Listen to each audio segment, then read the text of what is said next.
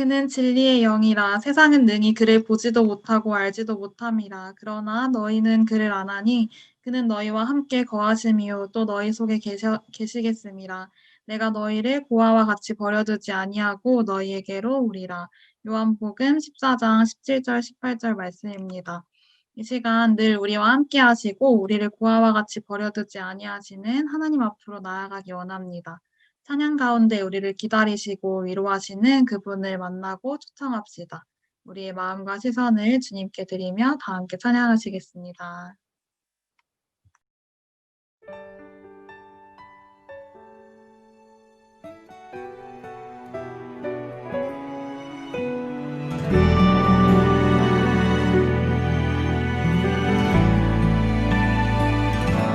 아픈 시절 속에 마음 쉴 곳 없네. 지친 나의 영혼 의지할 곳 없네. 고아 같던 나를 그가 품으셨네. 죽어가던 나를 그가 살리셨네. 무너진 마음을 위로하신 주님, 주를 더 알수록 만족할 수 있네. 붙드신 내 손을 놓지 않는 주님, 주를 더 알수록 평안을 누리네.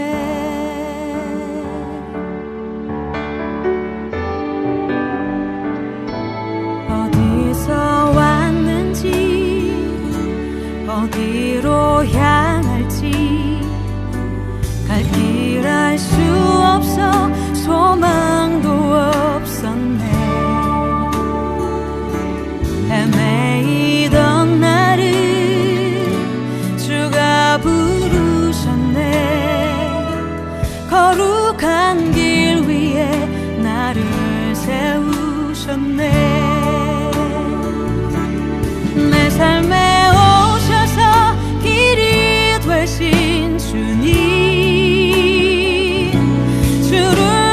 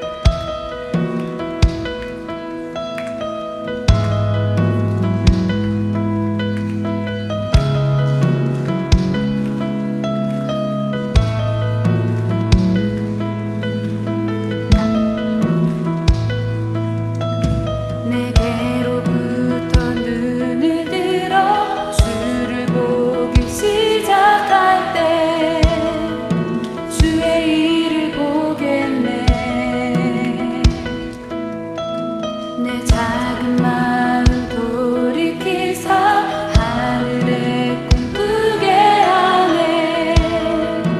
주님을 볼 때 내게로부터 눈을 들어 주를 보기 시작할 때 주의 일을 보겠네. 내 작은 마음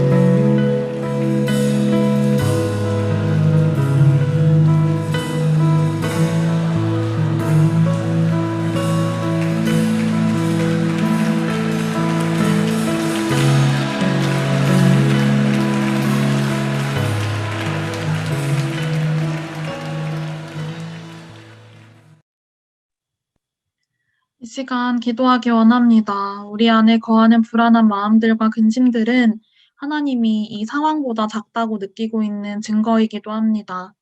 우리는 주 예수 안에서 세상이 감당하지 못하는 세상을 이미 이긴 세대들입니다. 이 시간 마음의 중심과 시선을 다시 한번 주님께로 초점을 맞추고 지금껏 내 삶의 주인이 나였음을 고백하고 회개하기 원합니다. 이 시간 하나님 앞으로 기도하며 나아가겠습니다. 기도하겠습니다.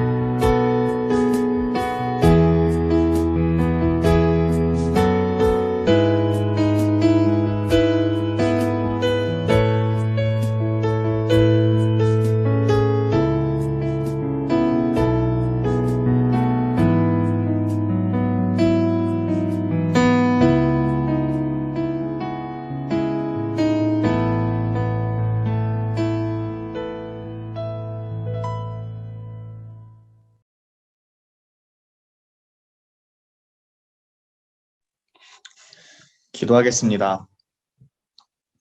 하나님 아버지 감사합니다.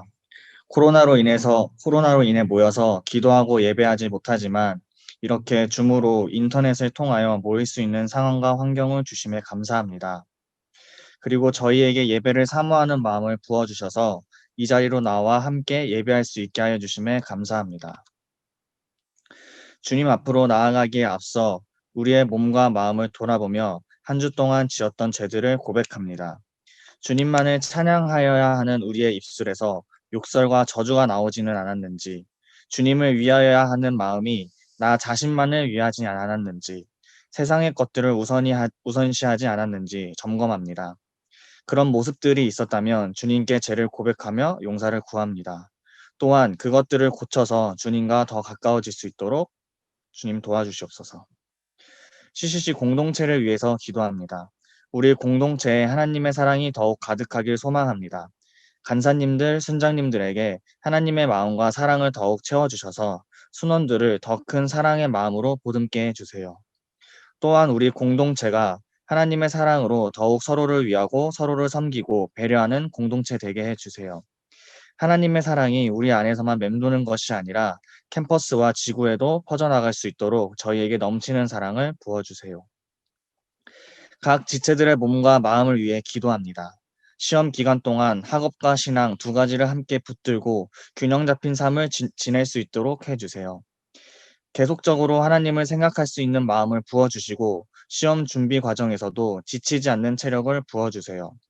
또한 맡은 바와 주어진 바에 최선을 다할 수 있는 능력을 부어주시고 결과 또한 주님의 인도하심에 맡겨드릴 수 있는 믿음을 더욱 부어주세요. 코로나로 인한 우리 사회에 안 좋은 영향들이 있습니다. 사람과의 단절, 사회와의 단절을 통해 우울감과 코로나라는 질병으로 건강에 대한 두려움 등이 있습니다. 그러나 저희가 안 좋은 것들을 바라보지 않고 하나님을 믿고 의지하며 이겨낼 수 있도록 도와주세요. 현재 준비되고 있는 사역들을 위해 기도합니다. 현재 STC와 DOD가 진행 중이고 11월 7일에 홈커밍 데이가 준비되고 있습니다. STC가 진행되는 가운데 새롭게 교육을 받고 있는 순원들에게 순장에 대한 도전이 심겨지게 해주세요. 또한 이미 세워진 순장님들도 다시금 동기부여되는 시간이 될 수 있도록 하나님께서 주관하여 주세요. DOD 전도를 통해 더 많은 캠퍼스 내의 지체들이 하나님을 만날 수 있게 해주세요.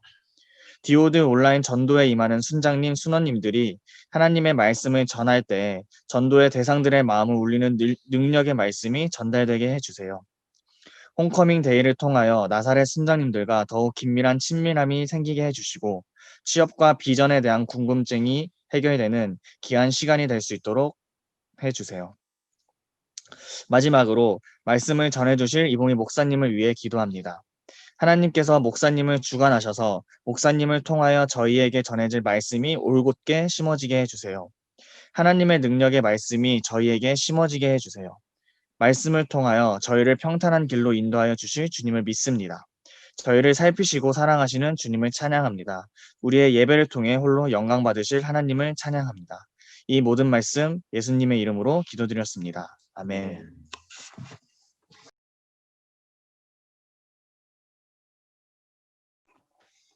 네, 안녕하세요.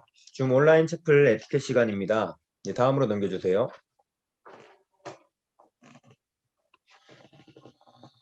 네, 다음으로 넘겨주세요.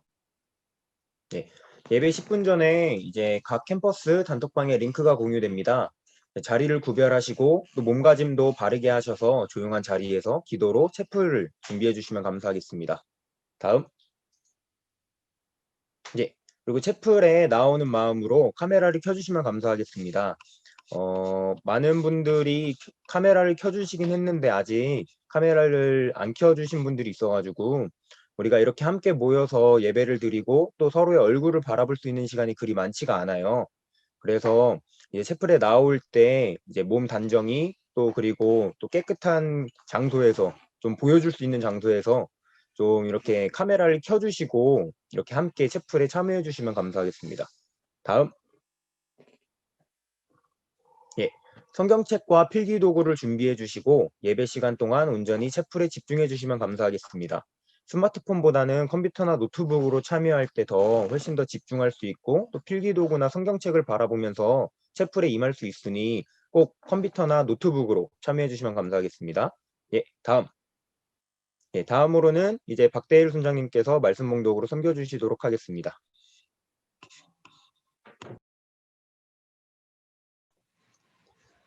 오늘 하나님께서 저희에게 주신 말씀은 사도행전 9장 10절에서 19절 말씀입니다. 사도행전 9장 10절에서 19절 말씀이고요. 신약 성경으로는 201페이지입니다. 다 찾으신 줄 알고 저 한 절, 여러분 한 절, 그리고 마지막은 다 함께 봉독하도록 하겠습니다. 그러면 읽을게요. 그때 다메섹에 아나니아라 하는 제자가 있더니 주께서 환상 중에 불러 이르시되 아나니아야 하시거늘 대답하되 주여 내가 여기 있나이다 하니 주께서 이르시되 일어나 집 가라 하는 거리로 가서 유다의 집에서 다섯 사람 사울이라 하는 사람을 찾으라. 그가 기도하는 중이니라.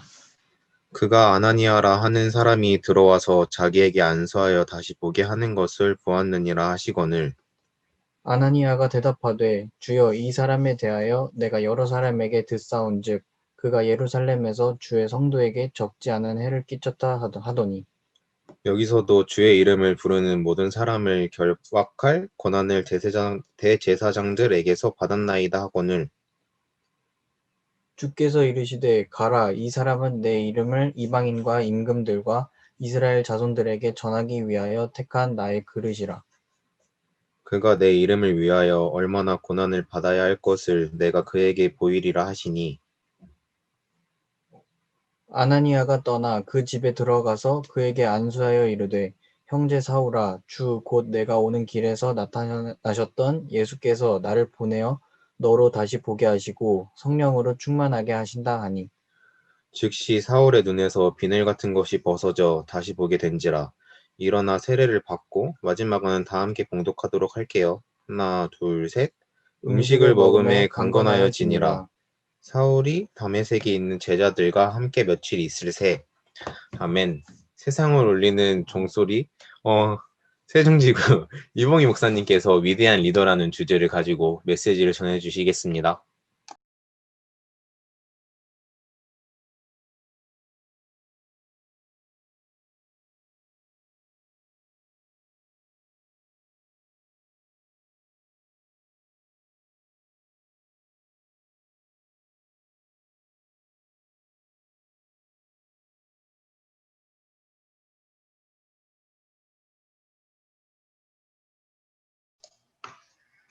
네, 샬롬. 네, 신자님들 모두 평안하시죠? 이렇게 시험이 거의 마무리 되어가고 있을 텐데, 우리 시험 기간 중에 승리하고 계시리라 믿습니다.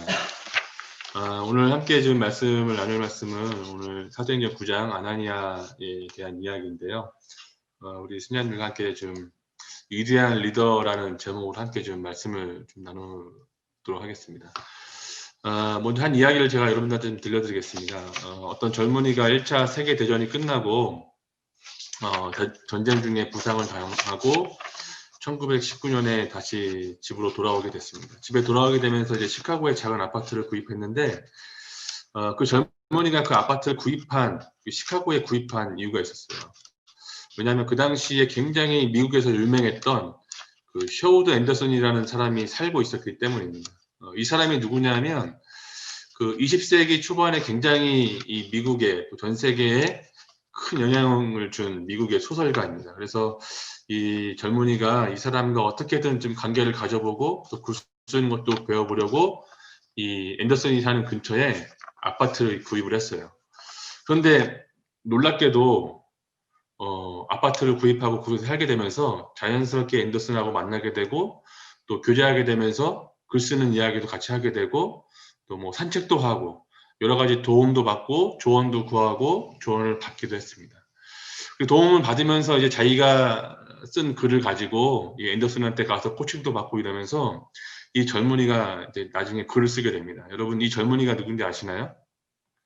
아마도 여러분들이 한 번쯤은 다 들어봤을 만한 이름이고 집에 이 책이 아마 거의 다 꽂혀 있을 거라 생각이 되어져요. 이 사람이 누구냐면 어니스트 헤밍웨이입니다. 노인과 바다를 썼던. 그래서 여러분들이 앤더슨은 모르지만 헤밍웨이는 책 안 읽는 사람도 알죠. 노인과 바다를 쓴. 중요한 건 뭐냐면 이러한 위대한 사람 뒤에는 반드시 이러한 스승, 멘토가 있었다고 하는 거예요. 그래서 이 헤밍웨이가 그렇게 되기까지 이 헤밍웨이를 가르쳐주고 조언해주고 인도해준 사람이 있었다고 하는 것입니다. 지금 세상에서 리더십이란 분야가 몇 년 전에 굉장한 큰 화두로 떠올랐었고 그 화두 속에서 리더에 대한 이야기들이 또 책들이 굉장히 많이 쏟아지기 시작했어요. 그 중에 가장 화두가 뭐였냐면 멘토링이라는 거였어요. 멘토링. 여러분 멘토링 들어봤죠? 근데 이 멘토링이라는 단어가 어떻게 생겨나냐면 이 멘토링은 그 오디세우스 여러분들 이름도 많이 들어봤죠. 이 오디세우의 이야기에 나오는 사람인데, 이 오디세우스가 이 트로이 전쟁에 나가기 전에 자기 아들을 대신해서 그 아들에게 아버지의 역할도 해주고 조언자 역할도 해주고 또 어떤 협력자 또 친구가 되어주기도 할 사람을 세웠는데, 그 사람의 이름이 바로 뭐였냐면 멘토르였어요. 그 멘토르에서 유래가 돼서 멘토링이라는 단어를 쓰게 되었습니다.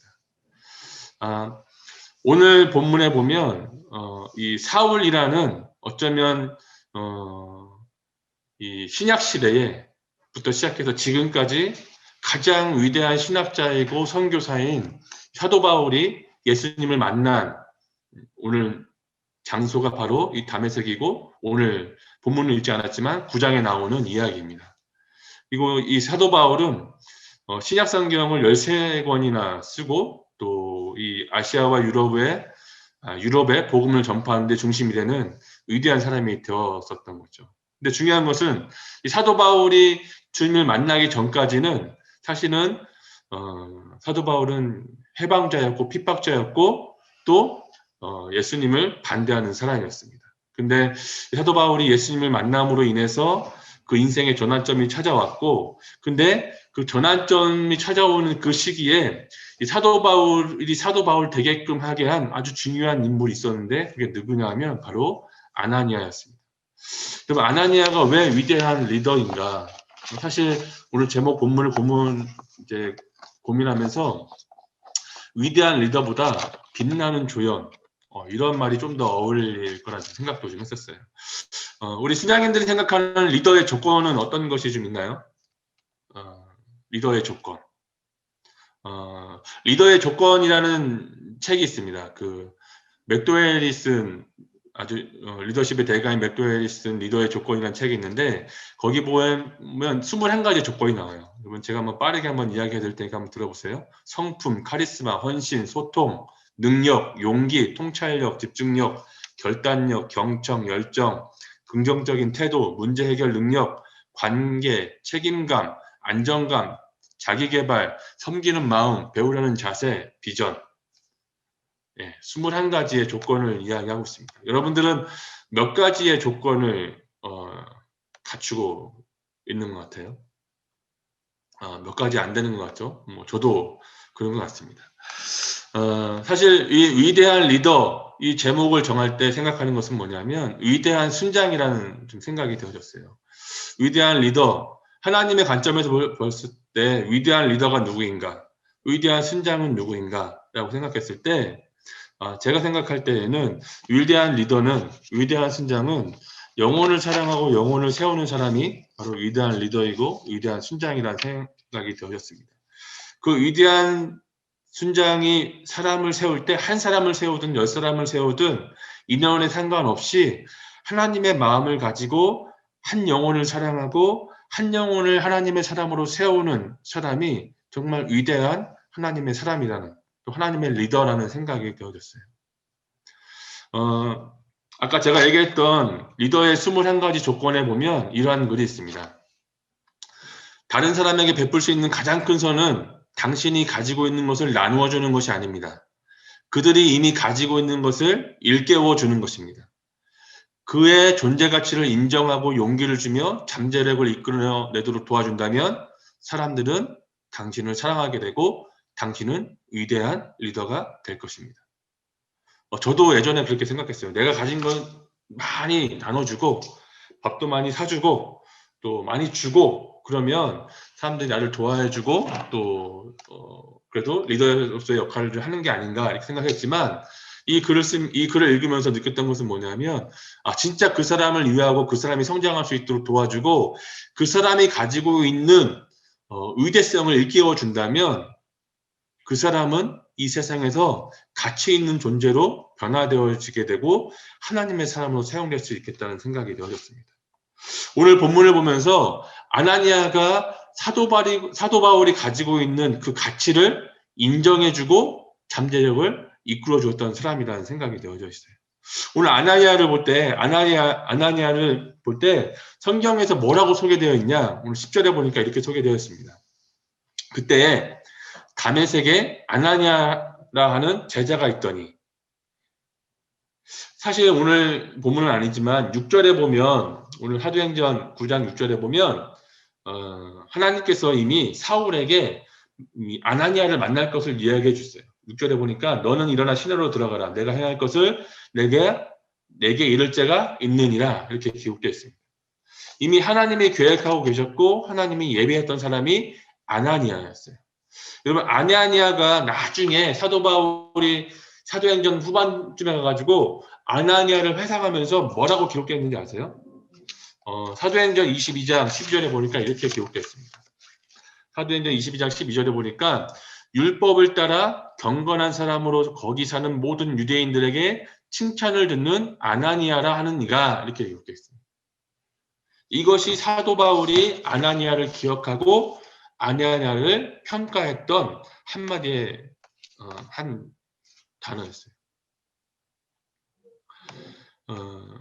이 사울이라는 사람은 아나니아를 통해서 위대한 리더로 탄생하는 계기점을 맞이하게 되어지는 것입니다. 우리가 위대한 리더가 되는 것도 정말 의미 있는 인생이고 가치 있는 일이겠지만, 위대한 리더를 키워내는 어떤 멘토, 우리의 단어로 하면 순장이겠죠. 순장이 되는 것도 정말 의미 있고 가치 있는 인생이 되어진다는 생각이 되어집니다. 여러분들 중에 위대한 사도 바울처럼 하나님의 쓰임받는 사람도 나오지만, 사도 바울을 키워내고 그 잠재력을 이끌어주는 아나니아 같은 사람들도 많이 나오기를 주님의 이름으로 축복합니다. 우리가 위대한 리더를 세울 때 어떠한 리더가 될 수 있을까? 지금 아나니아를 통해서 배울 수 있는데, 아나니아가 어떤 사람이었냐가 사실 아는 것이 굉장히 중요하다는 생각이 되어져요. 오늘 10절에 보면 아나니아가 어떤 사람이었는가 아주 핵심적으로 표현하는 단어가 있어요. 뭐예요? 바로 제자라는 단어입니다.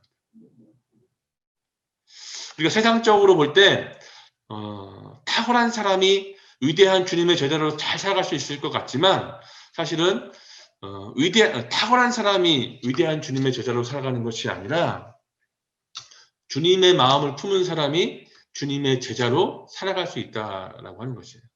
그럼 멘토링에 대한 책을 보게 되어지면 이런 말이 있어요. 누구나 다 멘토가 될 수 있습니다. 그러나 모든 사람이 멘토가 되어서는 안 됩니다.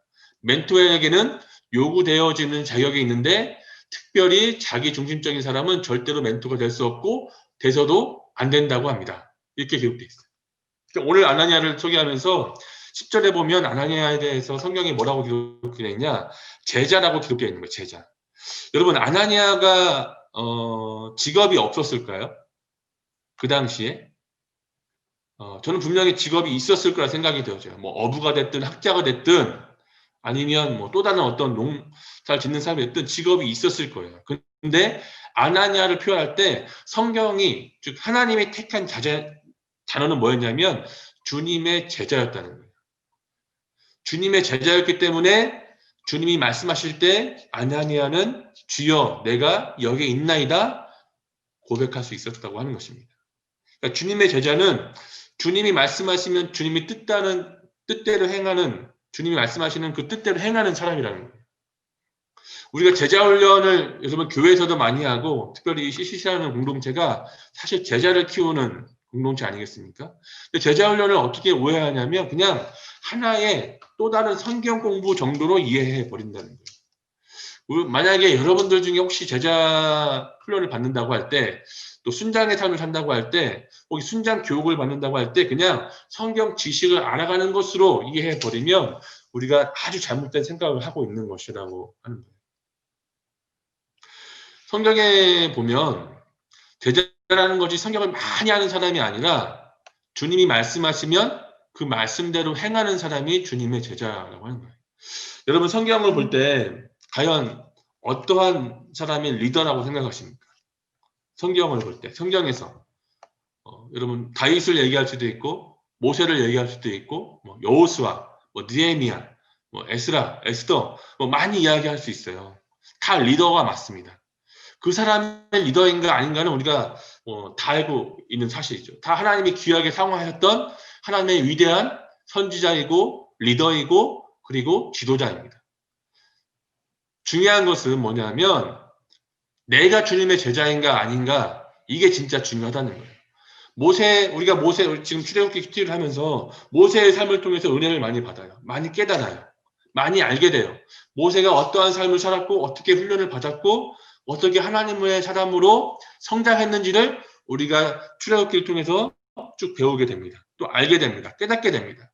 근데 그것으로 그치는 것이 다가 아니라, 그렇다면 모세가 하나님의 사람으로 성장하고 자라갔던 것처럼 나는 지금 주님의 제자이면서 주님의 사람으로 훈련되어지고 성장하고 자라가고 있는가?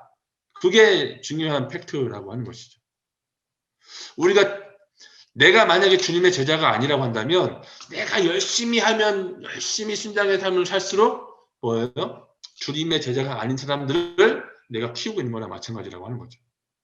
내가 주님의 제자가 되어야지만 내가 그 사람을 키울 때 그 사람도 주님의 제자가 될 수 있는 거예요.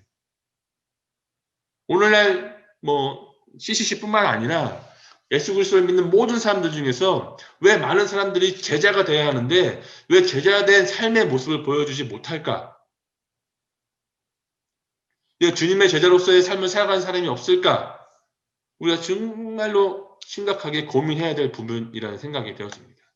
여러분들 스스로에게 한번 질문을 한번 던져보세요.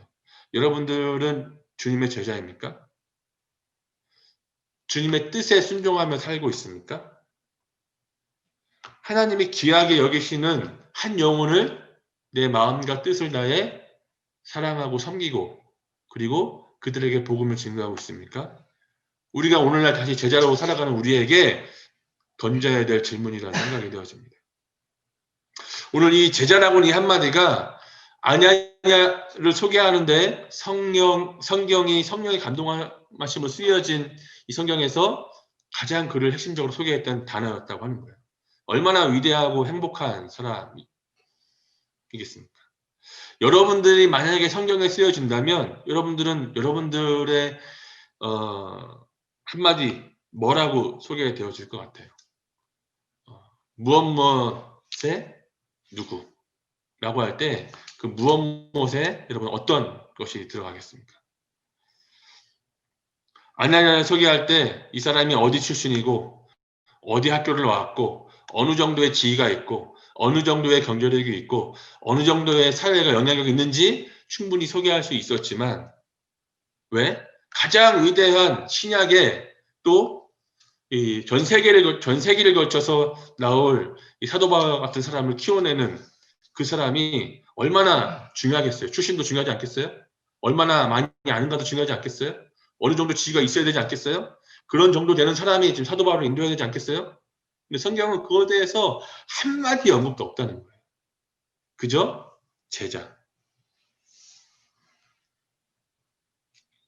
제자라고 이야기하고 있는 것입니다. 저와 여러분들이 제자가 되어야 된다는 거예요. 주님의 제자가 되어야지만 진짜 제자를 키울 수 있다고 하는 것이에요. 그래서 제자란 배우는 것에 그치는 것이 아니에요. 배우는 것에 그치는 것이 아니라 배운 대로 살아야 되고 배운 대로 가르쳐야 돼요. 이 성경에서 아나니아라는 사람을 주님의 제자라고 인정하고 있다는 것은요. 이 아나니아라는 사람이 철저하게 주님의 뜻대로 살았다는 것을 우리에게 가르쳐주고 있는 거예요. 그게 어디에서 나옵니까? 오늘 본문에 나오는 거예요. 본문 전체에서 보면 하나님이 아나니아에게 사울을 세우라고 할 때 여러분 아나니아의 마음은 어땠을까? 여러분들 만약에 하나님이 여러분들 음성 가운데 가서 이 시대에 여기 딱 갖다 놓고 여러분들에게 사울을 세우라 이렇게 이야기하면 여러분들은 사울을 세울 수 있을 것 같아요. 여러분 오늘 본문은 아니지만 오늘 9장 21절에 보면 이렇게 기록되어 있습니다. 듣는 사람이 다 놀라 말하되 이 사람이 예루살렘에서 이 이름을 부르는 사람을 멸하라던 자가 아니냐. 여기 온 것도 그들을 결박하여 대제사장들에게 끌어가고자 함이 아니냐 하더라. 이 듣는 사람이 어떻게 합니까? 다 놀랐다 그래요. 사울이 이전에 뭐 하던 사람인지 알았다는 거예요. 여기서 보면 21절에 놀라 말하다 이렇게 하잖아요. 여기서 놀라다라는 단어가 있어요. 놀라다. 이게 헬라어로 보면 엑시스탄투라는 단어입니다. 이 단어가 포함된 의미가 뭐가 있냐면 미쳤다, 제정신이 아니다 이런 뜻이에요. 그러니까 이 사람들이 사울이 담에석에 있는 제자들과 함께 며칠 있으면서 예수가 하나님의 아들인 것을 막 전파하는 것을 보니까 그거를 듣는 사람들이 혼미해질 정도로 놀랐다는 거예요. 왜? 이게 말이 되냐는 거예요. 엊그제까지 며칠 전까지만 해도 예수 믿는 사람들 잡아다 감옥에 가두고 핍박하고 때리고 심지어 죽이기까지 한 이 사울이 예수님을 전파하고 있는 거예요. 사람들이 또 이런 사람 아니잖아 이렇게 얘기하는 것과 마찬가지라고 하는 것입니다. 이 사울이라는 사람은 도저히 하나님이 쓸 수 없는 사람이었다고 하는 거예요. 근데 진짜 위대한 리더는 뭐냐면 그 사람의 변화의 가능성을 볼 수 있어야 하는 것입니다. 근데 변화의 가능성을 볼 수 있어야 하려면 편견 없이 바라볼 수 있는 마음이 있어야 돼요. 근데 오늘 본문에서는 이 아냐냐라는 사람이 사울이라는 청년을 편견 없이 바라볼 수 있었다는 거예요. 13절 14절 아냐니아가 대답하되 주여 이 사람에 대하여 내가 여러 사람에게 듣사온즉 아나니아도 지금 알고 있었다는 거예요. 그가 예루살렘에서 주의 성도에게 적지 않은 해를 끼쳤다 하더니 여기서도 주의 이름을 부르는 모든 사람을 결박한 권한을 대제사장들에게서 받았나이다 하거든요. 아나니아도 알고 있었어요. 아나니아도 사울을 알았어요. 왜? 예수 믿는 사람들 잡아갈 사람이었기 때문에. 아마도 아나니아가 아는 사람이 사울에게 이미 잡혀가서 감옥에 갇혀서 있는 상황이 있을 수도 있었을 거예요. 근데 그런 편견을 가지고 지금 아나니아도 사울이라는 사람을 이 예수님에게 이야기하고 있는 거예요.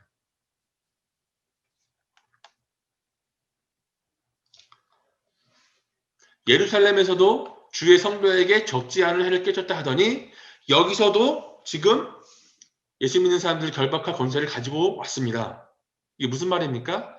예루살렘에서도 그랬고 지금 여기에서도 똑같이 그럴 것이고 이게 무슨 얘기예요? 과거에도 그랬고 지금도 그랬고 이 사울이라는 사람은 앞으로도 계속해서 이 일을 행할 사람입니다. 그 사람은 절대 변할 수 없다는 그런 이야기를 지금 아나니아가 주님께 하고 있는 거예요. 그러니까 아나니아도 이런데 누가 사울을 믿겠어요? 모든 사람들이 사울에 대해서 알고 있는 사람이었다고 하는 거예요. 근데 이 아나니아가 이런 편견을 가지고 있는 이 평판을 가지고 있는 사울을 향해서 이 평판을 어떻게 극복하냐? 15절 16절 주께서 이르시되 가라 이 사람은 내 이름을 이방인과 임금들과 이스라엘 자손에게 전하기 위해 택한 나의 그릇이다. 그가 내 이름을 위하여 얼마나 고난을 받아야 할 것을 내가 그에게 보이라 하시니. 지금 하나님이 예수님이 이 아나니아에게 뭐라고 말씀하고 있어요? 이 사람은 내 이름을 이방인과 임금들과 이스라엘 자손에게 전하기 위하여 택한 나의 그릇이다 라고 주님이 말씀하시는 거예요. 그러면 우리가 이때 반응할 수 있죠. 아나니아가 반응할 수 있어요. 뭐라고 반응할 수 있어요? 아니 주님 어떻게 이런 인간을 택할 수 있어요? 이 사람은요 예수 믿는 사람들 잡아다 죽인 사람이에요. 내가 알고는 누구누구도 이 사람에 의해서 끌려갔고 지금 생사를 알 수 없어요. 저는 이 사람에게 죽어도 복음 전하기 싫어요. 이렇게 대답할 수 있지 않을까요? 아마 또 저라면 그렇게 대답했을 것 같아요. 아마 우리 지금 선민 강사님이 자비랑 일본으로 가려고 하고 있는데 우리가 일본에 대한 마음이 좀 이렇지 않습니까? 저도 이렇게 일본에 대해서 별로 좋지 않은 마음의 감정이 있지만 일본에 단기 선교를 갔다 왔거든요. 근데 일본에 갈 때 그런 마음이 있어요. 하나님 저 일본 가기가 정말 싫어요. 복음 전하기도 싫어요. 근데 복음을 전하면 그들이 믿어요. 마음에 별로 탐탁지 않은 마음이 있는 거예요. 저 사람들 망해야 되는데. 마치 요나처럼 그런 마음을 가지고 있는 거예요. 근데 지금 아나니아도 이 사울에 대해서 그런 생각을 할 수 있고 그런 이야기를 주님 앞에 할 수 있었어요. 근데 주님이 뭐라고 단호하게 얘기하시냐면 15절에 보세요. 가라. 첫 마디가 뭐예요? 가라. 이렇게 얘기해요. 가라. 그러니까 편견을 버리는 방법은 뭐예요? 하나님의 말씀에 순종할 때 우리가 그 사람에 대한 편견을 버릴 수 있다고 하는 거예요. 그러니까 주님의 사람은 위대한 리더는 위대한 어쩌면 순장은 자기 생각으로 사람을 판단하지 않는 거예요. 그리고 하나님의 말씀으로 그 사람을 보기 때문에 그 사람에 대해서 주님이 그 사람에게 꿈꾸는 만큼 나도 그 사람에 대해서 꿈꿀 수 있고, 또 주님이 그 사람을 믿어주고 신뢰해주는 만큼 나도 주님처럼 그 사람을 믿어줄 수 있는 능력이 생기는 거예요. 그래서 주님이 쓰시는 위대한 리더는, 그런 위대한 리더를 키우는 사람은 그 안에 그 사람이 어마어마한 넓은 마음이 있고 아주 진솔한 또 온유함이 있어서 그런 것이 아니라 그 안에 살아계신 주님의 말씀이 있기 때문에 위대한 리더를 키우고 만들어낼 수 있다고 하는 거예요. 자, 그러면 여러분들 안에는 하나님의 말씀이 살아 있습니까? 히브리서 4장에 보니까 하나님의 말씀은 살아있고 운동력이 있어 또 날쌘것보다 내야여 혼과 영과 및 관절과 골수를 찔러 쪼개기까지 하니, 이것이 하나님의 말씀이 가지고 있는 힘이라고 하는 거예요. 하나님의 말씀은 살아있고 운동력이 있어서 마음을 움직이게 하고 사람을 움직이게 하고 사람을 변화시키고 그리고 환경도 변화시키고 그리고 거기에 하나님의 뜻을 이루어가게 하신다고 하는 것입니다. 오늘 아나니아가 사울에 대한 편견을 버리는 것이 얼마나 철저하게 주님의 말씀에 순종하는가가 나오는 거예요. 아나니아가 가지고 있는 마음속의 갈등 있었을 거예요. 이해도 안 될 수 있습니다. 그런데 주님이 말씀하시면 뭐예요? 내가 나아가리라 라고 고백하는 것처럼 아나니아도 하나님이 말씀하시니까 그대로 순종하고 있는 것입니다. 그러니까 주님의 제자는, 그러니까 제자 훈련 받아가지고 큐티하고 암송하고 이것을 얼마나 많이 했냐, 큐티를 하루도 안 빼먹고 했냐, 일주일에 절반 이상 했냐, 전도를 하고 있냐, 성경을 읽고 있느냐, 기도를 하냐, 기도에 좀 나와라, 이렇게 해가지고 주님의 제자가 되는 것이 아니라 내가 그날 하나님의 말씀을 묵상했을 때 그때 하나님이 가라라고 얘기하면 내가 이해가 안 되고 순종할 수 없는 상황이고 납득할 수 없지만, 그러나 주님, 내가 주님이 말씀하시니 가겠습니다 라고 고백하고 가는 사람이 주님의 제자라고 하는 것이죠. 만약에 이러한 일들이 우리 안에 일어난다면, 저와 여러분들 안에 일어난다면 아마 우리는 앞으로 정말 위대한 리더가 되고 또 위대한 리더를 키워내는 하나님의 사람이 될 수 있다고 생각이 되어집니다. 우리 사랑하는 순장님들, 우리 순원들을 바라볼 때 믿음의 눈으로 바라보시고 하나님의 관점으로 바라보시고 그들 안에 잠재력을 보고 그리고 그것을 키우고 그것을 격려해주고 그것을 깨울 수 있는 우리 순장님들이 되었으면 좋겠습니다. 그래서 주님의 눈으로, 주님의 생각으로, 주님의 말씀으로 많은 사람들 안에 있는 편견을 극복하고 하나님의 사람을 키우는 우리 모든 순장님들이 되었으면 좋겠습니다. 또 하나, 이 주님의 사람은 어떤 사람이냐면, 위대한 리더는 어떤 사람이냐면 정말 마음으로 그 사람을 축복하는 사람이에요. 오늘 12절에 보니까 이렇게 기록되어 있습니다. 그가 아나니아라 하는 사람이 들어와서 자기에게 안수하여 다시 보게 하는 것을 보았느니라 이렇게 되어 있습니다. 여러분, 안수가 뭡니까? 안수하는 것, 이렇게 머리에 손을 얹고 안수하는 것. 안수하는 것은 축복이에요, 축복. 안수는 축복할 때 하는 거예요. 여러분, 우리가 축도할 때 목사님들이 예배 끝나고 축도하잖아요. 근데 한 사람 한 사람 다 이렇게 머리에 손을 얹고 안수해주면 좋겠지만 그렇게 하지 못하기 때문에 전체를 대상으로 이렇게 손을 들고 안수하는 것입니다. 축복하는 거예요. 근데 문제는 지금 이 아나니아의 관점에서 이 시대의 그리스도인들의 이 신약 시대, 지금 이 사울이 살고 있는 시대의 관점에서 사울이 축복받을 만한 존재였는가? 어떻게 생각하십니까, 여러분? 여러분들이 지금 한번 생각해 보세요. 가장 내가 정말 이 사람만큼은 용서할 수 없고 정말 납득이 안 되고 용서해 주라고 하도 용서해 줄 수 없는 그 한 사람이 생각납니까? 그 사람을 향해서 여러분들이 할 수 있는 모든 언어와 행위로 축복하라고 한다면 여러분 할 수 있겠어요? 쉽지 않겠죠. 근데 아나니아가 지금 이 사울을 데리고 어떻게 하느냐? 17절에 보니까 아나니아가 떠나 그 집에 들어가서 그에게 안수하여 이르되 형제 사울아, 이렇게 고백합니다. 형제 사울아.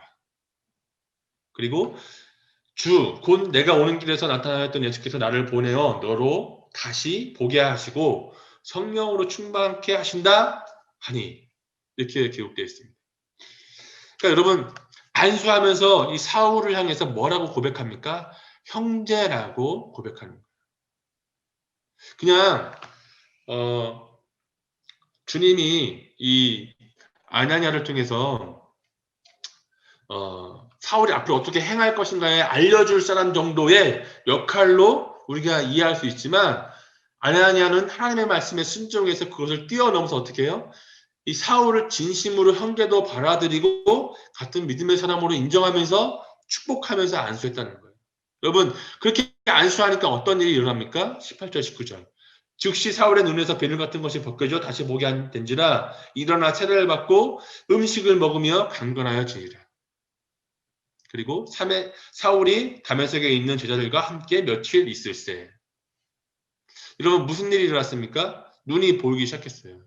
눈에 있는 비닐이 벗겨졌어요. 여기서 비닐이 벗겨졌다는 것을 이제 때로는 어떤 분들이 뭐 영적으로 이렇게 의미를 담는 사람이 있는데 사실 이 비닐이라고 번역된 이 단어는 원래 레피데스라는 단어입니다. 이것은 그냥 의학 용어예요. 무슨 말이냐면 그냥 눈에 보이지 않았던 것이 떠였다는 거예요. 그러니까 보이지 않던 눈이 떠였다는 거. 그러니까 눈이 떠졌고 다시 보게 되고 그리고 그 사람이 다시 사울에게 세례를 주고 음식을 먹고 강건해졌다고 기록되어 있다고 하는 것입니다. 예수를 핍박하던 사울이 세례를 받았어요. 이 세례를 받았다는 것은 뭐예요? 외적인 구원의 표시인과 동시에 이제 사울이라는 사람이 하나님 앞에서 쓰임받을 수 있는 준비가 되었다고 하는 것입니다. 이 일이 언제 일어났어요? 아나니아가 사울에게 안수할 때. 다시 또 다른 말로 얘기하면 아나니아가 사울을 진정으로 축복할 때. 진심으로 축복하고 사울을 형제로 받아들이고 그를 안았던 것이 가장 큰 축복이었다고 하는 것이죠.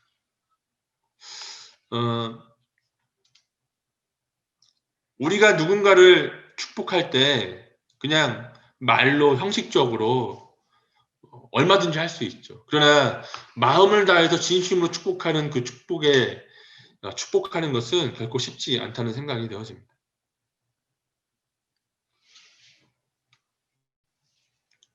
우리가 누군가를 예수님의 제자로 세울 수도 있고 그 사람이 예수님의 제자로 쓰임 받기를 원하고 또 쓰임 받는다면 그리고 그 쓰임 받는 과정 속에서 그 사람이 세워질 때 그 세움의 최고의 절정이 축복이라면 우리는 누군가에게 반드시 진정으로 축복을 빌어줄 또 축복해줄 필요가 있다고 하는 것입니다. 바울이 오늘날 살아 돌아와서 우리 앞에 나타나서 간증을 한다면 여러분 어떤 것을 간증할까요? 그럼 바울이 겪었던 사도행전을 쭉 읽어보면 바울이 겪었던 정말 어마어마한 일들이 많이 있지 않습니까? 바울이 독사에게 물렸을 때 죽지 않았고 또 많은 교회들을 세웠고 또 도망 치고다가 몇 번 죽을 뻔한 적도 경험하고 근데 바울이 아마 우리 앞에 와서 간증을 한다면 아마 바울의 첫 번째 고백은 이 다메섹 도상에서 주님을 만난 이야기를 할 것이고 그리고 주님이 어떻게 날 택하셨고 그리고 아나니아가 나를 어떻게 세웠는지 고백을 할 거예요. 이러한 삶이 저는 위대한 순장의 특권이라는 생각이 되어져요. 뭐예요? 사람을 세우는 삶. 이것이 순장이 가지고 있는 가장 큰 특권이라는 것이죠. 어떠한 눈으로 보이는 가시적인 열매, 어떤 수치적으로 나오는 열매가 아니라 그 사람이 내가 누군가에게 축복을 해주고 말씀을 가르쳐주고 말씀을 배운 대로 살게 해서 하나님의 사람으로 하나님의 위대한 믿음의 사람으로 세울 수 있는 그 삶이 우리가 가질 수 있는 특별히 순장이 가지고 있는 특별한 삶이라는 생각이 되어집니다. 여러분들이 그러한 삶이 되었으면 좋겠습니다. 아나니아가 이 사울을 세울 때 여러분 안수했잖아요. 안수. 여기 말씀해 보면 안수하여 이르되 형제 사울아 주곧 내가 오는 길에서 나타났다 예수께서 나를 보내어 너로 다시 보게 하시고 성령으로 충만케 하신다 하니 이렇게 했잖아요. 이렇게 기도했잖아요. 그리고 또 어떤 기도를 했을까요? 여러분들이 지금 아나니아라면 사울에게 어떤 기도를 했을까? 주님, 사울이 이전에는 예수를 믿는 사람들을 핍박하는 사람이었습니다. 복음을 해방하는 사람이었습니다. 그런데 이 사람이 예수님을 만나고 예수님을 구주로 영접했습니다.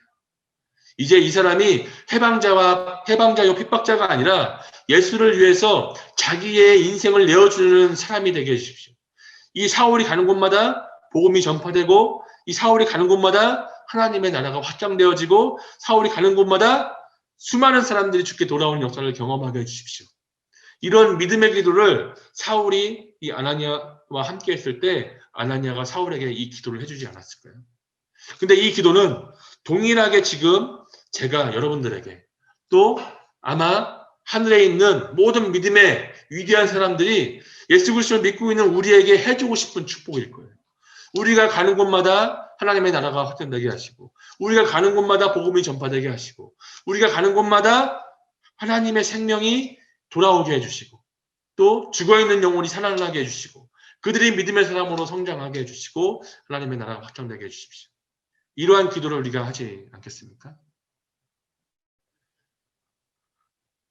여러분, 이러한 특권을 살아가는 여러분들이 되었으면 좋겠어요.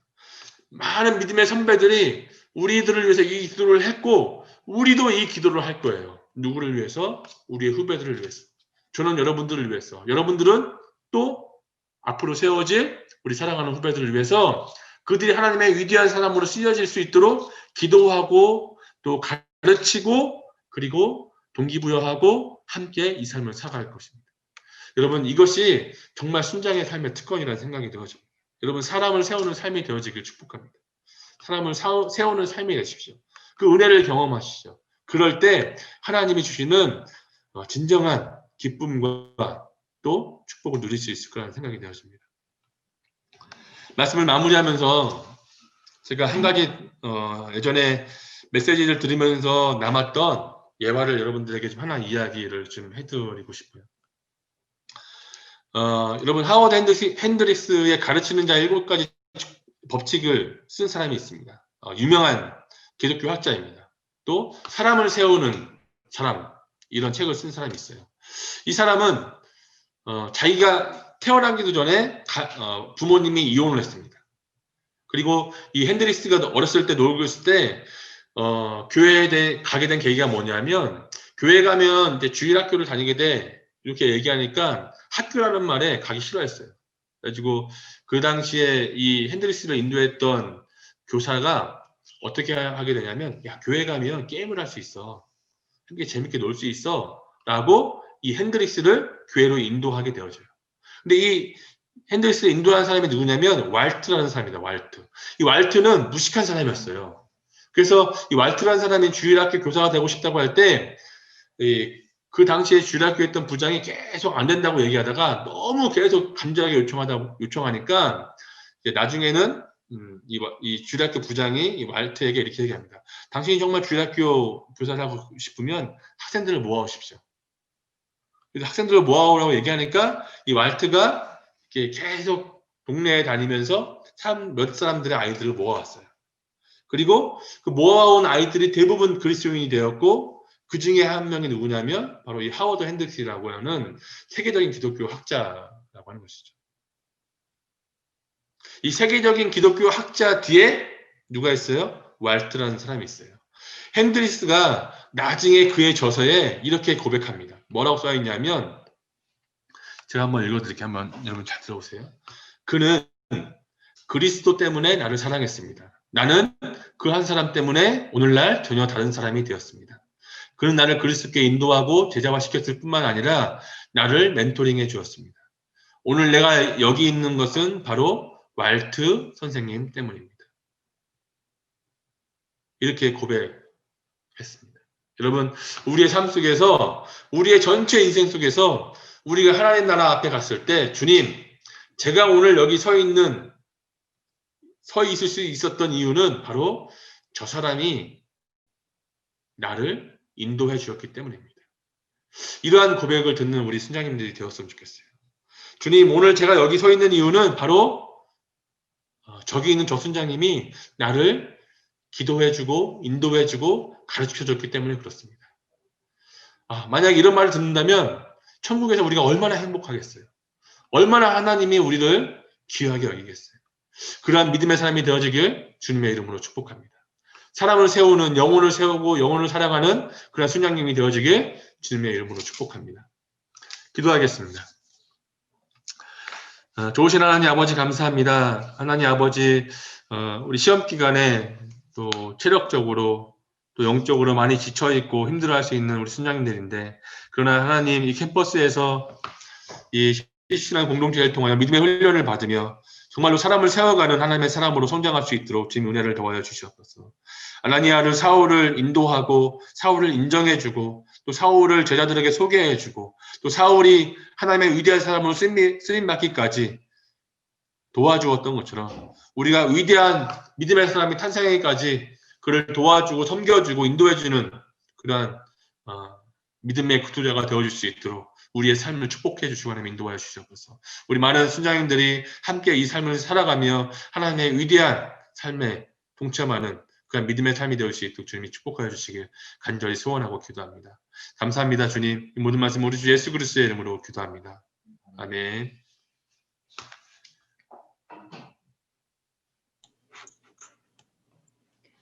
이 시간 다 같이 합심하여 기도드리겠습니다. 먼저 찬양 낮은 곳으로 부르시겠습니다.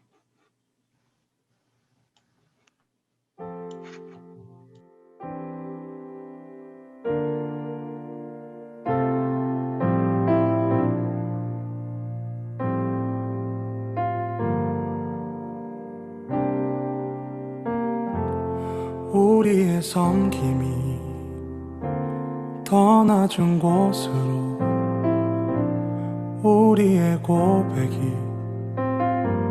더 낮은 곳으로 쓰러져 있는 그들을 향해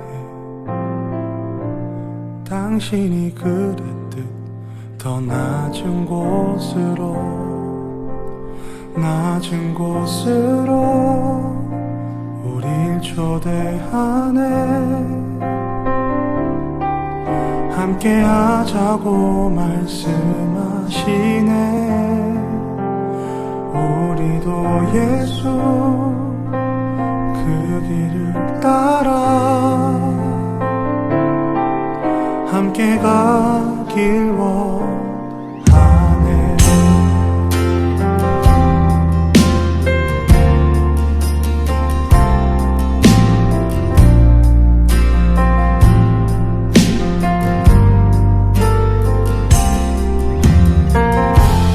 우리의 섬김이 더 낮은 곳으로 우리의 고백이 더 낮은 곳으로 쓰러져 있는 그들을 향해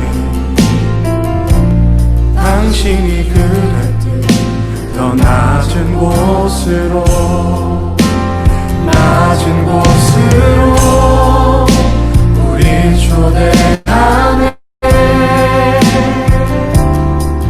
함께 하자고 말씀하시네 우리도 예수 그 길을 따라 함께 가길 원하네 주님이 우리와 함께 하시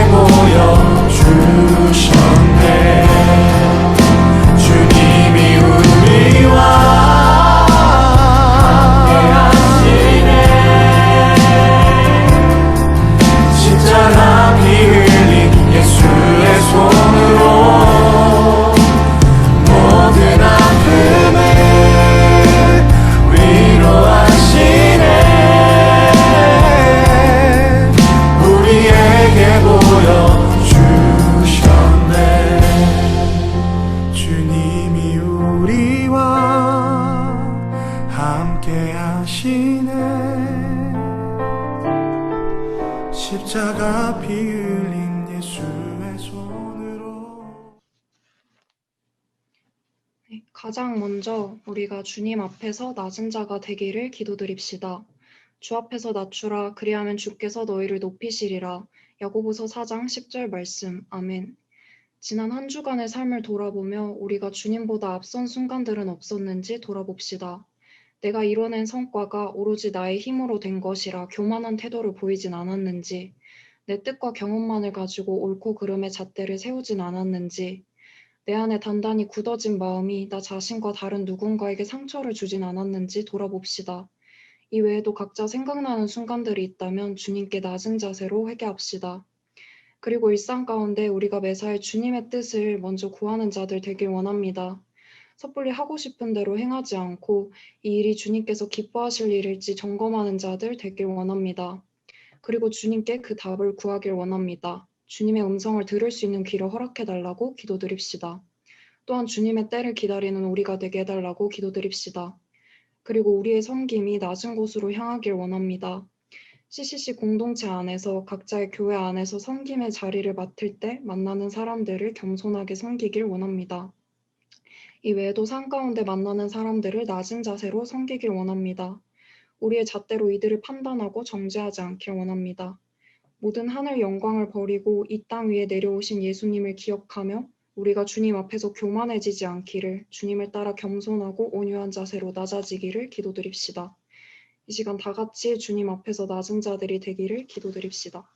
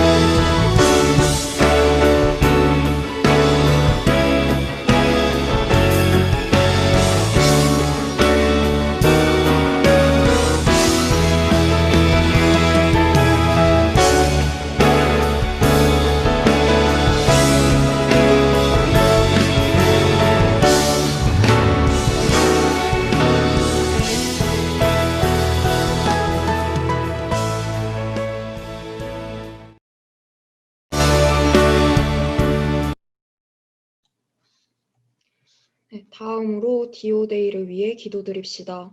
11월 5일은 전국 CCC 온라인 전도의 날 디오데이입니다. 이날은 전국에 있는 모든 CCC 지체들이 각자 주변 사람들에게 SNS를 통해 메시지를 보내거나 영상, 이미지를 활용한 복음 콘텐츠들을 공유하며 온라인으로 하나님의 복음을 전하는 날입니다. 디오데이에 앞서 이번 주 월요일부터 다음 주 수요일까지는 태신자를 품고 준비하는 기간입니다. 이 기간 동안에는 전도 사역과 관련된 말씀 구절들을 묵상하는 코저너스가 진행되고 있습니다. 지체들이 각자의 삶 속에서 이 말씀들을 통해 주님과 교제하며 태신자를 품는 전도자로서 영적으로 더 많이 준비되길 원합니다. 예수께서 이르시되 내 마음을 다하고 목숨을 다하고 뜻을 다하여 주 너의 하나님을 사랑하라 하셨으니 이것이 크고 첫째 되는 계명이요 둘째도 그와 같으니 내 이웃을 내 자신같이 사랑하라 하셨으니 마태복음 22장 37절에서 38절 말씀. 아멘. 이 말씀은 코저너스 1일차에 우리가 묵상하였던 말씀입니다. 우리가 하나님을 전하기에 앞서 가장 먼저 진정으로 주님을 사랑하는 마음을 가지길 원합니다. 죄인인 우리 모두에게 조건 없이 베푸신 주님의 십자가 사랑을 기억하고 우리를 만족시키시고 변화시키시는 가장 완전하신 그 사랑을 묵상해서 우리 또한 주님을 진정으로 사랑하는 자들이 되기를 기도드립시다. 또한 그로 말미암아 하나님 안에서 주변 이웃들을 사랑하게 해달라고 기도드립시다. 우리가 하나님을 섬기듯 주변 사람들을 섬기길 원합니다. 이 시간 마음속에 떠오른 사람들이 있다면 그들을 위해 기도드립시다. 다 함께 앞서 나온 기도 제목들 놓고 기도드리겠습니다.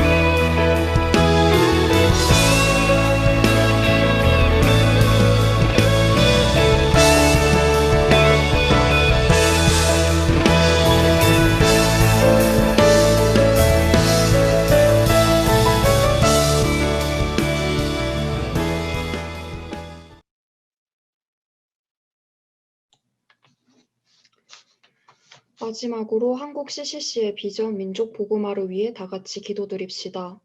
먼저 우리 안에 민족의 가슴마다 피 묻은 그리스도를 심어 이 땅에 푸르고 푸른 그리스도의 계절이 오기를 소망하는 마음이 생기길 원합니다. 우리에게 아주 익숙한 고백이지만 정작 이를 간절히 바라고 주님께 간구한 순간들이 있었는지 돌아봅시다. 그리고 이러한 마음이 잘 생기지 않는다면 주님께 민족 복음화를 염원하는 마음이 생기게 해달라고 기도드립시다. 지금 이 순간에도 한국 땅의 많은 이들은 하나님을 모른 채 살아가고 있습니다. 너무나 많은 사람들이 복음을 전해 듣지 못했고 예수 그리스도를 영접하지 못했습니다. 그리고 기독교와 하나님을 향해 마음의 문을 닫은 채 살아가고 있습니다. 우리가 이들을 보며 낙심과 두려움의 감정을 느끼기보다 한 영혼을 정말 위하는 마음으로 담대히 복음을 전할 수 있길 원합니다. 가장 적절한 방식으로 이들에게 다가갈 지혜 또한 허락하여 주시옵소서. 복음을 알게 하는 것은 사람이 아닌 하나님께서 하시는 일임을 기억하며 그들이 예수 그리스도를 영접하길 온전히 주님께 의탁합시다. 그리고 죄악에 빠져있는 이 땅을 구원해 달라고 기도드립시다. 오늘날 한국 내엔 동성애, 간음, 인본주의, 우상숭배 등 너무나 많은 죄악들이 사람들 사이에 만연하게 퍼져 있습니다. 악한 영들로 물들고 병들어가는 이들을 주님께서 구원하여 주시옵소서. 주님의 복음만이 한국 땅을 구원하여 주실 줄로 믿습니다. 이 민족이 전지전능하신 주님의 능력을 두려워하며 오직 주님만 높여드리는 민족이 되길 원합니다. 이 시간 한국 땅에 그리스도의 계절이 오기를 다 같이 합심하여 기도드리겠습니다.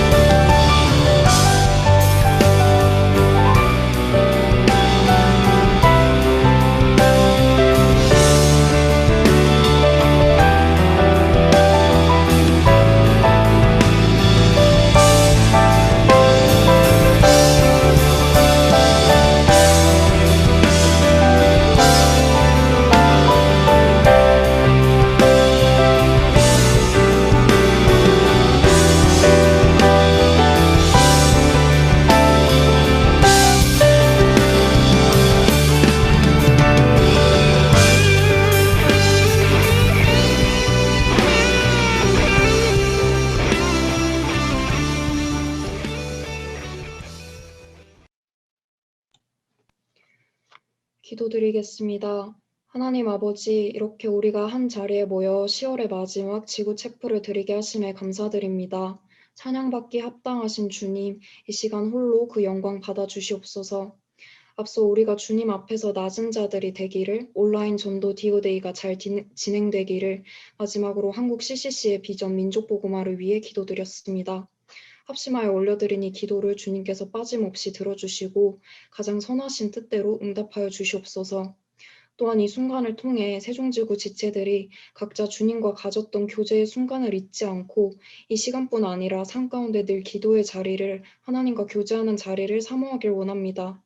우리가 더욱 주님을 향해 마음을 열고 주님을 삶의 우선순위로 두게 하소서. 이후의 순서들 가운데서도 동행해 주시고 이 자리에 참석한 모든 지체들이 마치는 순간까지 온전히 하나님께 거룩하게 내어드리게 하소서. 그리고 채플이 끝난 이후의 삶 속에서도 우리의 모든 생각과 행동이 주님 안에서 이루어질 수 있도록 매 순간 주관하여 주시옵소서.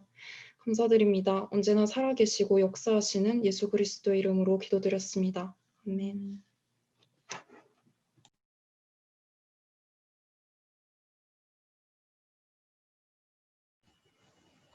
나의 모습 나의 소유 찬양하시면서 봉헌하시겠습니다. 채팅방에 공유된 헌금 계좌로 봉헌해 주시면 됩니다.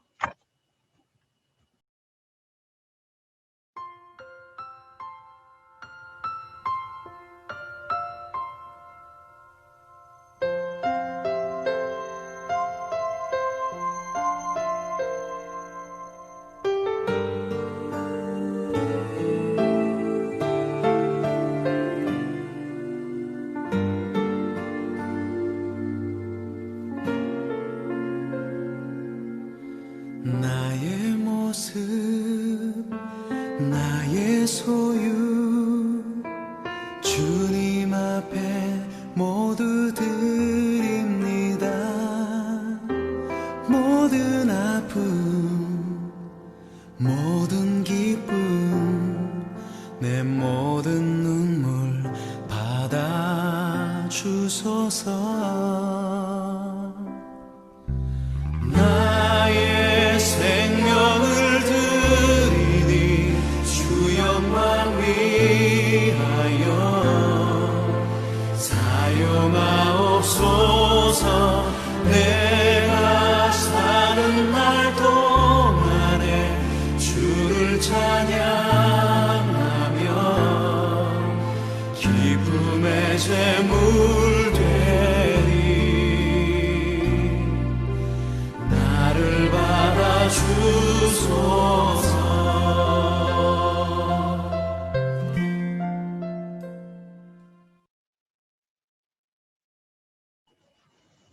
기도하겠습니다.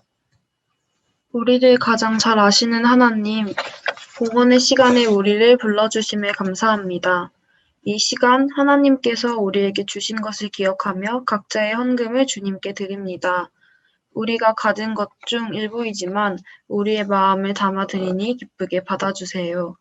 각자의 사정으로 드리지 못하는 지체들도 상심하지 않게 하시고 그들에게도 넉넉한 마음과 물질을 허락해 주세요.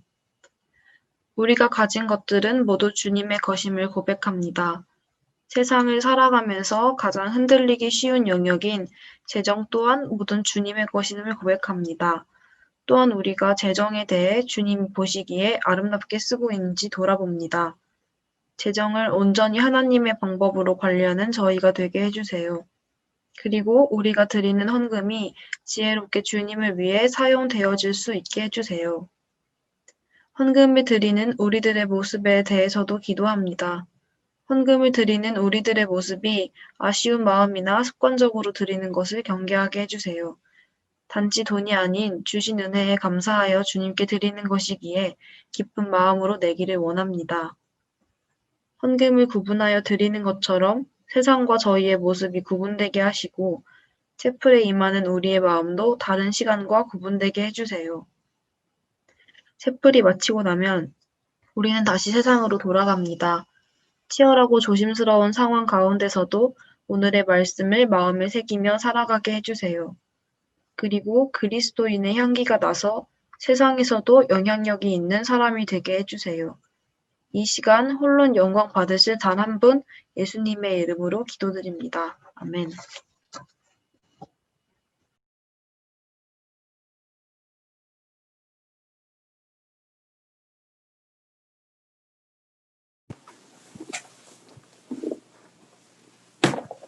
안녕하세요. 저는 이번 학기 광고를 맡은 고려대 1호학번 김용산 순장이라고 합니다.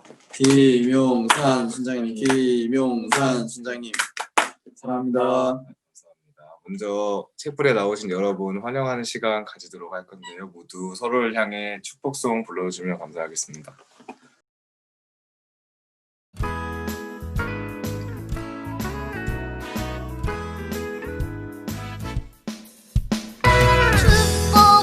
축복합니다. 주님의 이름으로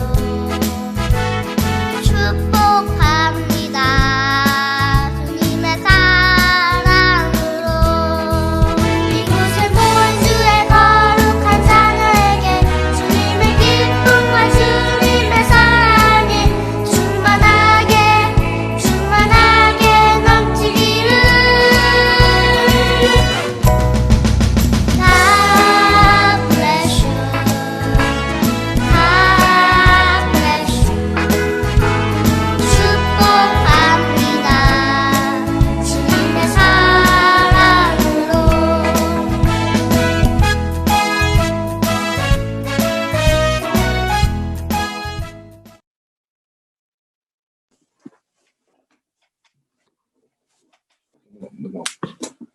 첫 번째 광고입니다.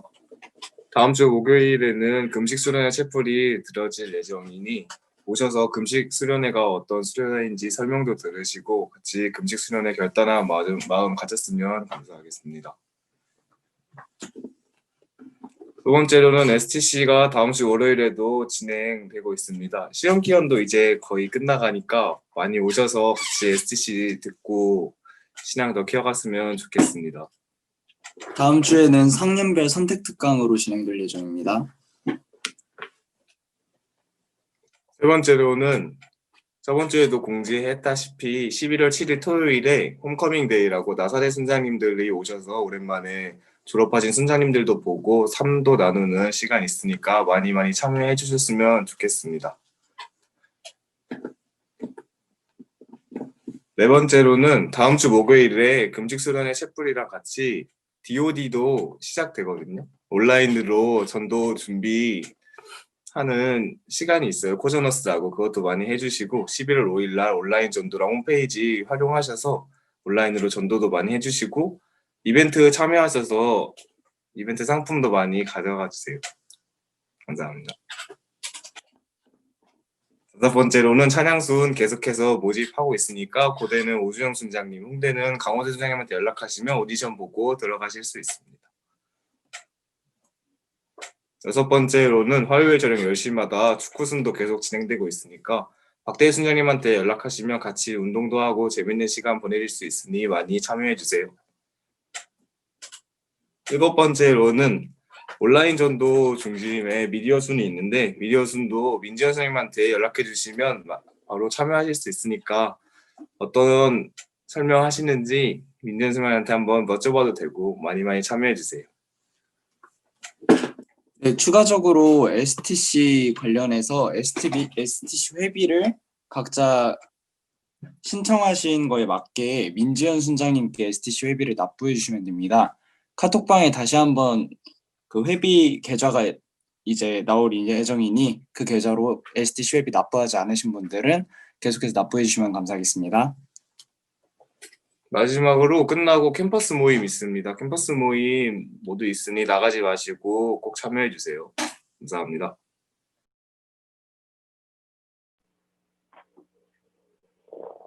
예, 들리시나요? 들리면 아무나 메시지 좀 올려주세요. 안 들리나 본데? 들립니다. 들려요? 아니. 들려요? 감사합니다. 예. 감사합니다. 여러분, 시험 다 끝나셨나요? 저희 홍대는 거의 다 끝난 걸로 알고 있는데 고대 분들은 학년별로 나눠져서 제가 알기로는 11월 첫째 주인가 둘째 주까지 한다고 들었는데, 어쨌든 시험 아직 안 끝나신 분들은 좀 더 화이팅 하시고 꼭 마지막까지 승리하시길 바랍니다. 다음 주에 좀 일정들이 많아요. 저희 월요일 날에 FTC 있고, 그리고 5일 날에 이제 DOD도 있고, 뭐 금수 채플도 있고, 뭐 토요일 날에는 이제 뭐 홈커밍도 있고, 여러 가지 엄청 저희가 뭔가 준비할 게 많고 또 할 수 있는 게 너무나도 많습니다. 또 만날 수 있는 기회가 그만큼 많아졌다고 생각하는데, 오늘 채플에 참석하신 모든 분들이 그 모든 것들에 다 같이 참석해서 또 그 모든 모임에 다 얼굴을 볼 수 있으면 너무나도 감사할 것 같고, 무엇보다도 금수 채플 같은 경우에는 이제 금식 수련회를 위해 준비된 채플인데, 이제 금식 수련회에 대해서는 아마 그때 더 자세하게 말씀드릴게요. 그리고 STC 같은 경우에는 이제 저희가 매주 월요일마다 이제 전체 특강 혹은 이제 학년별로 이제 강의가 준비되어 있는데, 오늘 채플에 참석하신 모든 분들이 이제 그 시간 또 그 날짜에 이렇게 시간을 내어주셔서 같이 함께 이렇게 STC에 참석했으면 좋겠습니다. 그리고 가장 중요한 게 홈커밍 데이인데 토요일 날에 있어요. 그래서 토요일 날에 저희가 홈커밍 데이가 진행되는데, 이제 나사렛 순장님들도 오시고 함께 예배를 드리는 시간인데, 이제 저희가 예배 형식을 좀 더 나눔 시간으로 많이 이렇게 만들었습니다.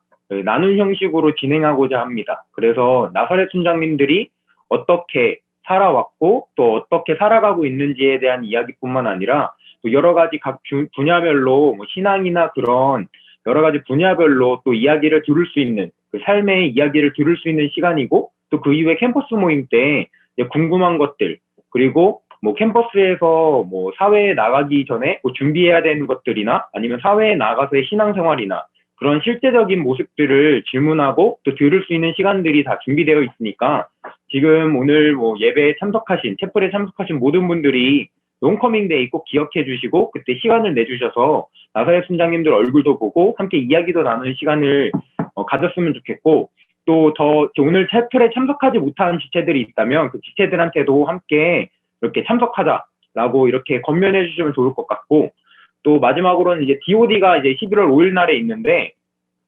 이제 온라인 전도로 우리가 진행을 하게 돼요. 사실 이게 저번 학기에도 했었는데 뭔가 저희 지구 같은 경우에는 좀 흐지부지 그냥 넘어간 기억으로 남았거든요. 그냥 뭔가 이렇게 우리가 체계적으로 아니면 우리가 함께 같이 해보자라고 해서 한 게 아니라 그냥 이렇게 뭐 부암동에서 이 본부에서 이렇게 내려왔으니까 있다, 이런 게 있다라고 그냥 광고하는 형식으로만 지나갔던 것 같아가지고 너무나도 아쉬웠어요.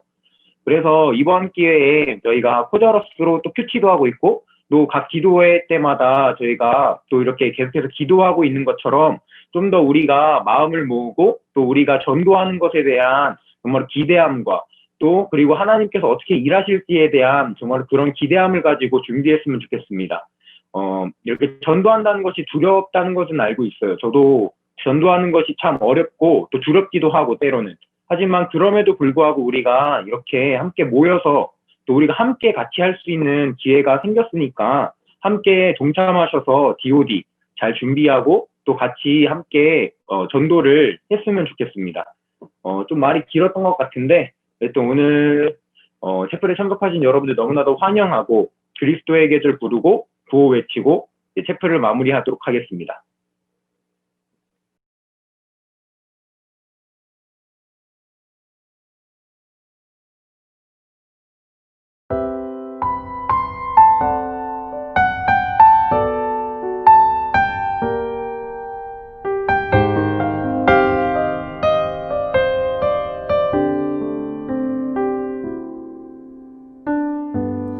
민족의 가슴마다 피 묻은 그리스도를 심어 이 땅에 푸르고 푸른 그리스도의 계절이 오게 하소서.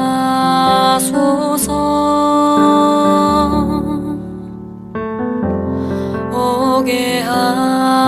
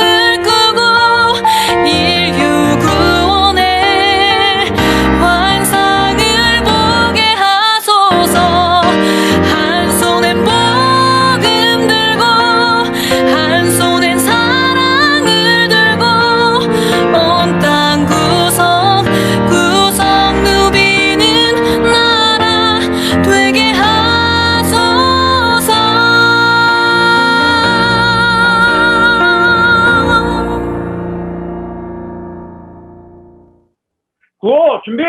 할렐루야! 민족의 가슴마다 피 묻은 그리스도를 심어 이 땅에 부르고 푸른 고대 땅에 부르고 푸른 홍대 땅에 부르고 푸른 그리스도의 계절이